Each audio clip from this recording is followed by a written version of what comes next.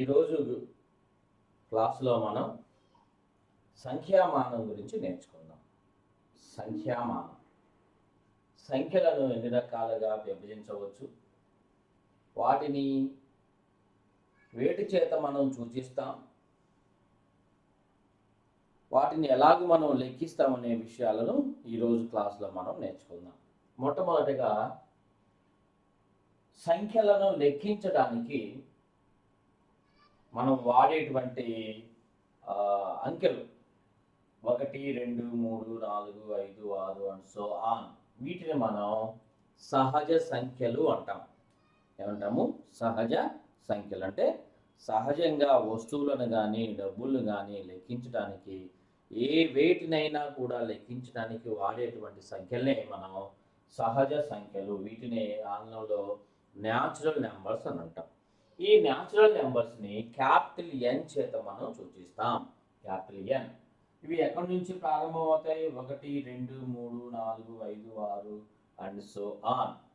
ఈ సహజ సంఖ్యల్లో మొట్టమొదటి అంకె 1ని మనం చిన్న సహజ సంఖ్య, అంటే సహజ సంఖ్యలో చిన్న అంకె 1.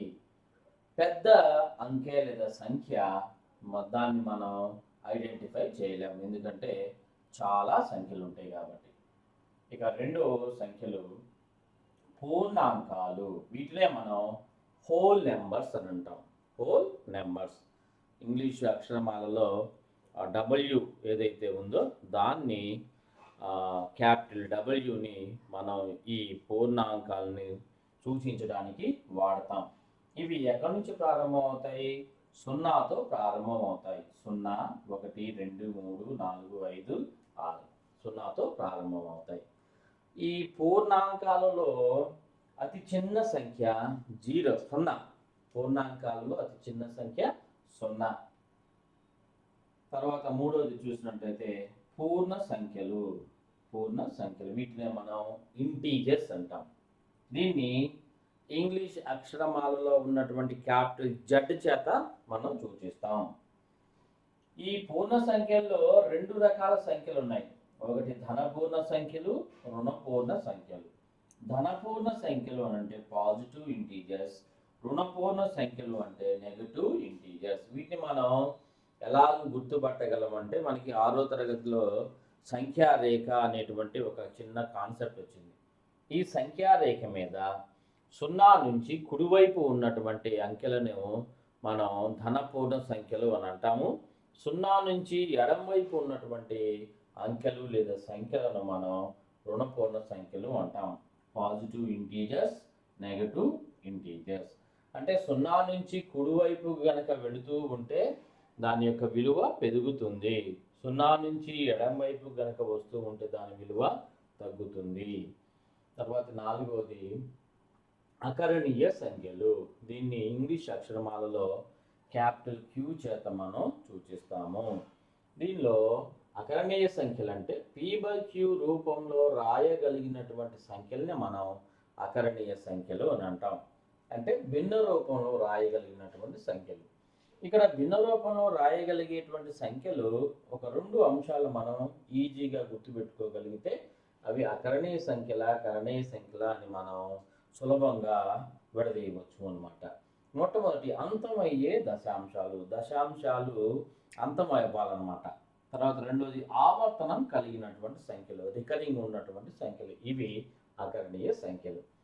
తర్వాత కరణీయ సంఖ్యలు. వీటినే Q-R, క్యాపిటల్ ఎస్ సడ్స్ అని కూడా అంటారు. క్యాపిటల్ ఎస్ చేత మనం సూచిస్తాం. ఈ కరణీయ సంఖ్యని ఎలా ఐడెంటిఫై చేయొచ్చు అని అంటే, P/Q రూపంలో రాయలేనటువంటి సంఖ్యను మనం కరణీయ సంఖ్యలు అంటాం. అంటే అంతం కాని దశాంశాలు కలిగినవి, ఆవర్తనం కానటువంటి సంఖ్యలు, రికరింగ్ కానటువంటి సంఖ్యలు ఏవైతే ఉన్నాయో వాటిని మనం కరణీయ సంఖ్యలు అని చెప్పుకోవచ్చు. వీటికి ఉదాహరణ √2, √3, √7 అండ్ సో ఆన్ 5. ఇటువంటి సంఖ్యల్ని మనం కరణీయ సంఖ్యలు అంటాం. వీటన్నిటిని కలిపి ఆరోదిగా మనం వాస్తవ సంఖ్యలు, వాటిని రియల్ నెంబర్స్ అని అంటాం. ఏమేమి ఉంటాయి ఈ రియల్ నెంబర్స్లో? సహజ సంఖ్యలు, పూర్ణాంకాలు, పూర్ణ సంఖ్యలు, అకరణీయ సంఖ్యలు, కరణీయ సంఖ్యలు. వీటన్నిటిని కలిపి మనం వాస్తవ సంఖ్యలు, వీటిని రియల్ నెంబర్స్ అని అంటాం. ఈ సంఖ్యలు అన్నిటినీ లేదా సంఖ్యామానాన్ని మనం సులభంగా గుర్తుపెట్టుకోవడానికి ఒక చిన్న డయాగ్రామ్ వేయటం జరిగింది. దీన్ని గనక మనం జాగ్రత్తగా గనక పరిశీలన చేస్తే ఈ సంఖ్యామానాన్ని మన మైండ్లో గుర్తుపెట్టుకోవచ్చు సులభంగా. ఎన్ మీన్స్ న్యాచురల్ నెంబర్స్. ఇవి 1 2 3తో స్టార్ట్ అవుతాయి. తర్వాత హోల్ నెంబర్స్ అంటే పూర్ణాంకాలు. ఇవి 0తో ప్రారంభమవుతాయి. 1 2 3 అండ్ సో ఆన్. ఇవి కాకుండా జెడ్ మీన్స్ ఇంటీజర్స్, పూర్ణాంకాలు, పూర్ణ సంఖ్యలు. ఇవి జెడ్ ప్లస్ అంటే ధన పూర్ణ సంఖ్యలు, రుణ పూర్ణ సంఖ్యలు. 1 2 3 4 -1 -2 -3 -4 ఇవేమో ధన పూర్ణ సంఖ్యలు, ఇవి రుణ పూర్ణ సంఖ్యలు. వీటన్నిటిని తరువాత p/q రూపంలో రాయగలిగినటువంటి వాటిని అకరణీయ సంఖ్యలు అని అంటాము. p/q రూపంలో రాయలేనటువంటి సంఖ్యలను మనం కరణీయ సంఖ్యలు లేదా సట్స్ అని కూడా అంటాం. వీటన్నిటిని కలిపి వాస్తవ సంఖ్యలు అని చెప్పని అంటాము. ఈ వాస్తవ సంఖ్యల్లో ఇవన్నీ సంఖ్యలు ఉంటాయి.